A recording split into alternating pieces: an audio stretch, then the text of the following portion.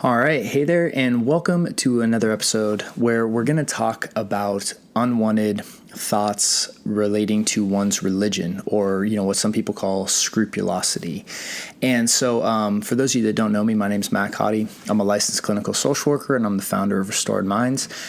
And so on this episode, I want to dive into this topic of religious fears, right? Or religious anxiety, sometimes called scrupulosity, sometimes called religious OCD. And it all usually falls into the category of what people call pure O or OCD, or purely obsessional OCD, right? And so there's obviously many different kind of names that people throw at this. But really what we're talking about is the same thing, right? When we all break it down pretty simple, it's the idea of we have a fear pop in our mind, right? Usually a what if thought, right? And by its very nature, right? What if, meaning it's not happening right now. It's like, what if in the future this happens, right? Or what if in the past this happened, right? That's where anxiety lives, right? It lives in the past or the future. It can't live right now, right? And so because if it was happening right now, we would be dealing with it right now. The very fact that we're worrying about what if it happens or what if it happened means that we're dealing with some form of anxiety, right? So the idea pops up of what if, and then something bad usually happens related to one's religious beliefs. So this could be things like, what if God sends me to hell, right? What if God stops loving me? What if I lose salvation, or my salvation? And again, this can be across different religions, right? This doesn't just have to be Christianity. Although I will say that the overwhelming majority of the cases that I've worked with usually are around usually involve Christianity. And so, and when I dealt with OCD, this is what I experienced in as part of my struggle with OCD. So it's what I relate to the best, and it's my personal understanding. But again, I have met people that have other religious beliefs where this does apply as well. And then there's also these past ideas of like, what if I committed the unforgivable sin, right? What if I did something? What if I sinned and I don't remember and I wasn't forgiven, right? And so, and I can't list like every single thought, but this spectrum of thought, right, is really where this idea of what we call scrupulosity exists, right? What we call this fear around your religious beliefs. And when we're talking about how to overcome this, it's important that we understand the problem that we're dealing with, right? Because if we assume that this is a problem related to one's religious beliefs, we're always going to do behaviors to try to neutralize it, right? Because that's our perception of the problem. So the biggest challenge, I would say, is working as someone who went through this, as also with someone who's working with, people that deal with this particular fear, is really understanding what problem we're dealing with. And when we understand it as an anxiety problem, as a problem of OCD or a problem of scrupulosity, then we begin to solve that particular problem. If we continue to perceive this problem as anything related to one's religious beliefs, the struggle becomes we're always going to try to solve that problem, right? So if we have a fear that we may have offended God, instead of realizing that the fear that we're having is the problem, not actually offending God, right? But the fear of offending God is the problem, which are two separate things, right? That is, dissecting those and separating those problems is critical to one's success with this, right? One's recovery.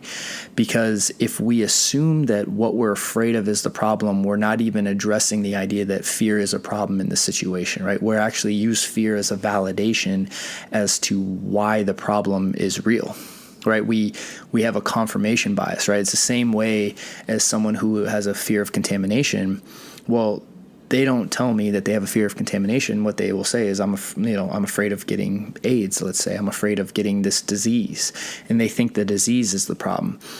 And I'll ask them, I'll be like, well, how many times have you gotten the disease? Well, never. And how long have you been worrying about it? Well, years, right?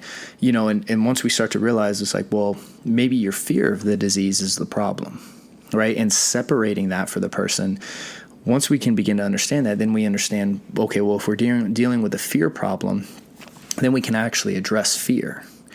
But if we think that what we're afraid of is the actual problem, we're always going to be using our fear as a bias and a confirmation bias as to why that actually is the problem and why this treatment doesn't work and why this is and justifying all the behaviors that we're doing, right? So just to really, kind of go back to the same things that we talk about again and again, right? With these loops, the loops have the same four components, right? You have the obsession or the fear, the what if thought, the anxiety, right? Which is that emotional experience, the stress response in our body, that fight or flight, right? And the reason that we feel it so much is because with anxiety, because nothing's happening right now, this surge of energy that comes up, that's designed to put us in motion to fight or flight, it just surfaces in our body, which is one of the reasons why anxiety is so uncomfortable when we feel it so much, is because there's nothing actually to do with that energy. If I have the fear, what if I get possessed, right? That was a fear that I had, right? What if I get possessed? Well, I'm not getting possessed right now, right? It's this fear of what if it happens, and that stress response surfaces, right? It's very uncomfortable, right? There's a huge surge of energy. And then when I do a safety behavior to feel that relief or neutralize that stress, well, that's what causes that loop to build, which then fuels the thought, which then makes the anxiety worse, which then means I have to do the behavior more. And that's the loop that we get caught in. And when it comes to scrupulosity, I mean, this is a very old cycle, right? That we have a lot of documented cases of this actually.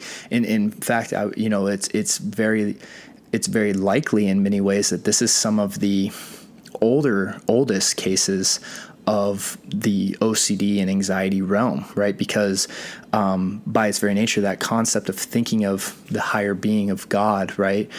I mean, this is something that's been in human culture for as long as humans have existed, right? And so the fear of God is been around for a very long time, right? Where the fear of germs didn't exist till germ theory existed, right? So these cases of OCD have been obviously have manifested and been part of documented history for a long time, right? And a famous case is Martin Luther, right? Who had a famous case of scrupulosity, right? Martin Luther, with the Protestant church, I believe it was the Protestant church, but not Martin Luther King. Just wanted to separate that, right? He was a religious scholar. So, but I digress. The point I'm making here is that the first key in really overcoming, right, scrupulosity, and on this series I want to talk about, religious thoughts, is separating, right? That's like the first thing that we need to do. That's all in fact, I'm going to cover in this episode because, I'll go into some stuff in a future episode. But with this, I mean, the very, very first thing that we need to do is separate what problem are we actually dealing with. And if this is something that you've been locked onto for a period of time, we need to understand the difference between the problem that you think is going on in your head and the fear of that problem. And once we can start to separate that and we understand this as a fear problem, especially if you've gone to your pastor or, people in your congregation and you're getting the same reassurance from them again and again and again, because a lot of the behaviors that you're going to engage in fact, that's what I'll cover in the next episode, is a kind of like a list of different safety behaviors that go along with scrupulosity that you're really going to want to look for. But a lot of those safety behaviors include things like checking and reassurance, right? And, doing the same prayer rituals and all that, right? So, and when you're doing that out of fear, that's not doing it out of faith, right? And separating fear and faith is very, very important when it comes to, these particular anxieties and this particular subset of OCD. So in this episode, the main thing that I want to cover is this idea of learning to separate what you're dealing with, right? And really understanding the difference between being afraid having a situation like, what if God sends me to hell, or what if I get possessed, versus the fear of that happening, right? And learning to separate what it is that you're actually reacting to. And that is very, very crucial in overcoming this particular struggle. So hopefully that makes sense, and hopefully that's helpful. And then in the next episode, I'm going to go ahead and talk about different safety behaviors that people with scrupulosity and religious OCD often engage in. So maybe you can start to identify, certain things if this is something that you struggle with in your life, or someone you know. And and so we'll go ahead and dive into that in the next episode. If you found this helpful, again, we have additional resources. In fact, we have a whole workshop on scrupulosity that we did over at Restored Minds that you can get access to, and we really go in depth on that. And we have our whole trainings, coaching calls, as well as additional resources for you on your journey if this is something you struggle with. So again, thank you so much for taking the time to hang out today. And then in the next episode, I'm going to go ahead and continue on this series, and we're going to go and dive into different safety behaviors that are really common with scrupulosity and religious OCD. So thank you so much, and I hope you guys have a wonderful day, and I will see you soon. Take care. Hey there, Matt here, and thank you for watching that video. And if you're struggling with stress and anxiety, I just want to let you know that I have a free 7-minute meditation that I'd like to give to you. You can just click the link right down in the notes to get instant access, and we'd really appreciate your support by liking and subscribing to our channel. Thanks again for watching, and I hope to see you soon.